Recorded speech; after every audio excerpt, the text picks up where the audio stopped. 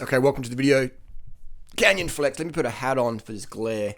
We're going to talk about the Canyon Seatgate. Now, I'm a fan of Canyon bikes. The 2012 Canyon Ultimate is probably one of the best bike they ever sold, in my opinion. The new stuff, though, the proprietary seat posts, I'm not a fan. Anyway, so he got some questions here. This is on the Weight Winners forum. This guy, Spartacus, this is talking about, which bike's better, and he's talking about we'll get to the seat post thing in a second, but this is just how gullible the average forum member is out there on the internet. The Madone is heavier and more expensive, but probably just as aero. It has a proven durability record with no strange parts. The Madone fork and seat post, they're strange parts. All right, so you're wrong there. The SL7, referring to the tarmac from Specialized, the Chinese-made SL7 is a little less aero. Who says whatever? And more expensive. That's true. It is more expensive. Also, proven durability. Dude, it's only been out for a couple of months. And no strange parts. That fork, I'm not sure how proprietary that fork is, but the seat post on the SL7 with the little seat post clamp, definitely proprietary. And what about the stems and the spacers and all stuff like that? It's hilarious that people are just thinking that an aero frame, that one frame is more aero than the other, and that applies to real world experiences. That's hilarious. There's nobody in the world who could jump on an aero bike blindfolded and guess if the bike was aero or not. No one in the world. All right, here we go. Here's some photos here. This is the seat post from the latest Canyon Aeroad, the bike that is like all these other bikes. It's Gen 1. Is it going to have a problem? Let's find out. So look at that. It's wearing, wow, that's full on. That's actually pretty significant. Is it a safety issue? No, not in my opinion. Maybe eventually down the track it could be, but right now it's not. But look at that. So you got one layer of carbon on top there. We can zoom in on this. Damn. Okay. And this is a pretty new bike. They've only been out for a couple of months, correct me if I'm wrong. So that's the top layer of carbon there. It's been worn away, and now you can start to see the layers of carbon, the laminate, etc., the weave, at the back there. All right, so that's that one. Zoom it out. That's pretty interesting. Got another one here. This is Seat Post Gate Canyon, and how much these bikes cost to make in China? Not a lot. And that's every industry. I'm not picking on Canyon here. I don't think I'm picking on Canyon. So yeah, you see the carbon getting worn away. Another reason I recommend 27.2 seat posts. That's what I run. Aero bikes are a gimmick. I sell aero bikes for people who want gimmicks. I'll sell them. But I recommend if you want durability, get 27.2. The photo's not that clear. So scroll down here a bit more, and we see this one here. This bad boy. Wow, that doesn't look too good. So this is the imprint from the seat post clamp. Oh my God. Where's Hambini and Lucia Technic when you need them? Oh my. Now that doesn't look good at all. But then again, it's right down the bottom of the seat post. So if it does crack, it's, it might not be too much of a safety issue, just to be honest and real. But so that's at the end of the seat post, is it? Looks like it's at the very end. Correct me if I'm wrong. So if it did fail, all that would happen is your seat might drop down or just get all floppy. So it wouldn't be like a failure like your fork steerer snapping like you see on a few bikes out there today from people running an uncut carbon steerer. So yeah, so if it is going to, it looks like, so if it did crack down here, which it will eventually, it would crack down here. I don't think it's going to be a safety issue. Your bike might just drop a little bit. Your seat might drop a few centimeters or whatever. It's not going to cause a failure, in my opinion. So this looks like a wear mark there as well. So this person's got that seat post shown. So this is proprietary seat post. What does proprietary mean? It means there's only this seat post will fit in that bike. Proprietary. So it's a great way for brands to reduce the longevity on a part, because 5 years down the track, you crack your seat posts, then they're like, well, we can't get spares, you got to buy a whole new frame from us or whatever. And so, that's the bike industry. That's a lot of industry out there, Apple phones or iOS updates. It was about creating short life cycle products, disposable products. We promote the super tuck, so then you sit on your top tube, then you hit a bump and your frame cracks. And then your brand's like, well, it's not covered under warranty because, and it shouldn't be covered under warranty because your bike's not designed for an 85 kilo rider or whatever to sit on the top tube and hit bumps with it. It's not designed for that. You're designed to sit in the seat. So it's, but anyway, the bike industry put out disposable frames, super, super lightweight, and this stuff. Look at that deformation deformity there. So was it over tightened? Maybe, some people just get, seat posts slipping. Aero seat posts slip, people. They slip. It's very, very common for an aero seat post to slip. So maybe this person had it slipping and they're getting frustrated and they're just talking it up.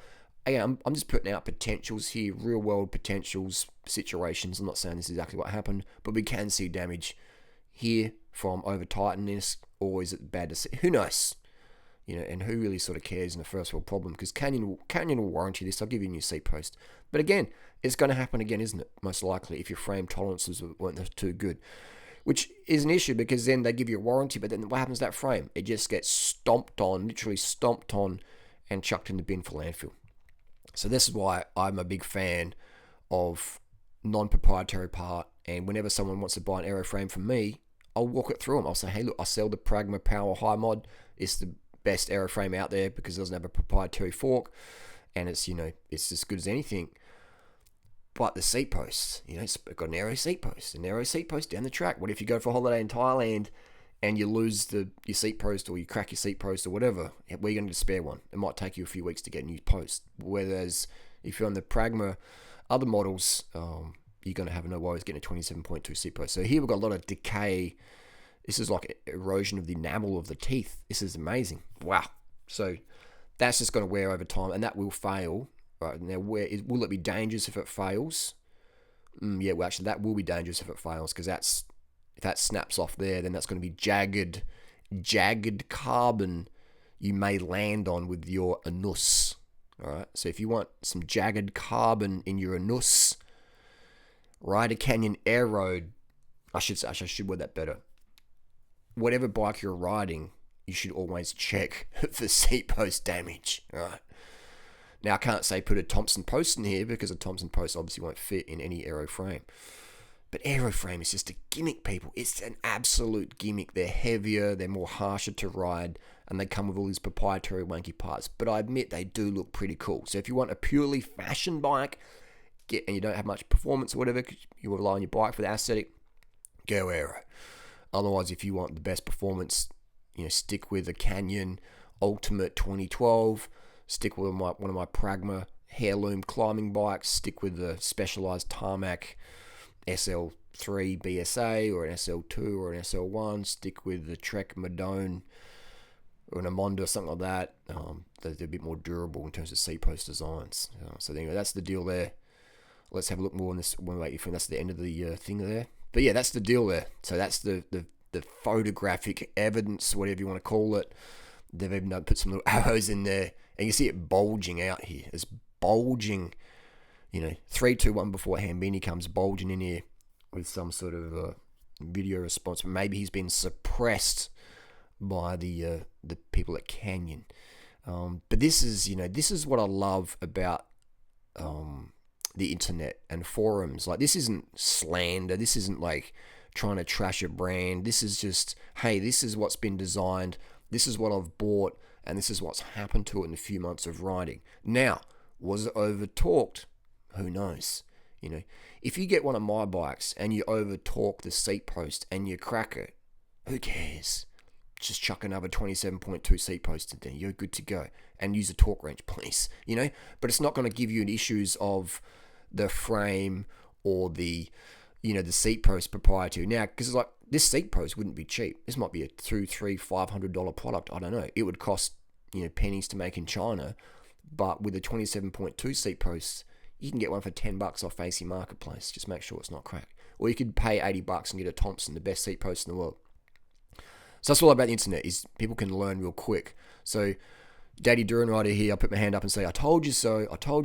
Aero bikes, proprietary stuff. It's a pain in the ass long term for most riders. Actually, I shouldn't say most. For some riders, most riders who buy aero bikes don't ride them much. That's just been real. They're barristers, they're accountants, they're people who, in high stress, high pressure jobs, they want to ride a bike for a bit of an outlet. They're generally overweight, so they're not putting much power down. They're doing low carb diets because they're trying to lose that weight. they get from eating all those steak dinners and stuff like that at the strip club. So it's just, these bikes, most people won't have a problem with it. Right? But if you're a fitness cyclist who's got some good power, and you're doing some miles and you're riding in the rain, you're going to potentially have problems with these proprietary bikes. So that's why, depends what sort of rider you are. If you're a fashion rider, if you're just out for social, you ride once a week with your mates and you just want to have a cool looking bike, then definitely, the Canyon Aeroad, it looks cool. It's heavy and it'd be too sluggish for me to ride. But if you like it, if it gets you motivated to ride once a week, then it's done. It's paid its job off, hasn't it? It's done its thing. So, I was trying to be real world here, not to be too biased or I don't want to sound like too much of an a-hole, but that's the thing. So that's proprietary. You're the Gen 1, you're the beta tester, Will this work? I don't know, let's sell it and find out. So I love highly precision German engineering. And then we're on page 86, Weight Winners Forum, the reality. That's it, Canyon's engineering team. We've created blah, blah, blah, blah, blah. And then under that, page 86, Weight Winners Forum in 3 months. This is what's going on. And this goes for any brand. Again, I'm not trying to pick on Canyon. This could be a Cervelo, a Specialized, a Pinarello, anything, right? And all these frames are made in China, which is fine. China makes some fantastic products. They've been making carbon for a long time. In the last 10 years, I'd say every Tour de France winning bike brand is coming out of China, right? So, or maybe Vietnam as well, Bianchi's, etc. So anyway, that's the deal. And again, if any manufacturers are out there and said, Harley, your advice is wrong, hey, I'll do a follow-up video. I'm not out here to put out wrong information. If I've made any mistakes, brands, let me know. We'll clarify. Get me on my podcast. If you represent any of these brands, we can talk on the podcast, answer some questions. And my goal with these videos isn't to say, look at your Canyon, look at this, look at that, buy Pragma. It's not at all. My goal with this is to educate the viewer saying, hey, what do you want? Do you want fashion or do you want function? Okay, there's a big difference. You want stilettos. I'll get Natasha to wear the stilettos in the bedroom, but I wouldn't get her to wear stilettos down the supermarket because what if you fall over and sprain your ankle? I think these bikes look fantastic in Instagram, but I wouldn't want to own one because they're just a pain in the rump. Okay, so it's all about, that's just my intention there, just to be clear. But yeah, that is pretty bad. Especially for such a new bike. It's only been ridden for a couple of months. Use a torque wrench, people. I know it can be frustrating. You just something slipping, just wrenching it up, but you can't wrench up the carbon stuff. All right, you can't do that. You're gonna damage it. So I would say that this has been definitely over torqued. It could be. Can we even prove it? We can't prove it. Let's go to wrap up the video before I ramble on even more. The possibilities for this damage is it's been tightened up too much. The possibilities for this damage is at a factory level, the carbon was too thin or too soggy or bad laminate or whatever you want to call it, and it was just too soft for the torque that was recommended by the manufacturer, being someone in China, and the seller being Canyon Bikes. Right, so Canyon didn't make this bike. This bike was made in China, and Canyon is the reseller, just like my frames, and just like Specialized. Specialized don't make their bikes; they buy them from China, etc. Giant make their bikes, but even Giant uses some factories in China where they buy frames off and resell them. So it's like a big fruit market. You grow your bananas, I grow some bananas, but hey, this week my bananas are out. I'll buy some of your bananas and sell them to my customers. So it's just a big community there in China. And then it gets shipped to Taiwan for assembly and then low tariffs, and then it gets shipped out to Deutschland or Australia or California, etc. And ends up on Weight Winners forums. Anyway, that's the deal. Thanks for watching. Hopefully not too much banner. Just real world, man.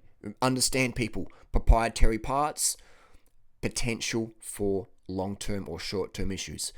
If you're a high mileage rider, if you're unlucky. But again, a lot of riders don't have a proprietary part and never ever have a problem with it.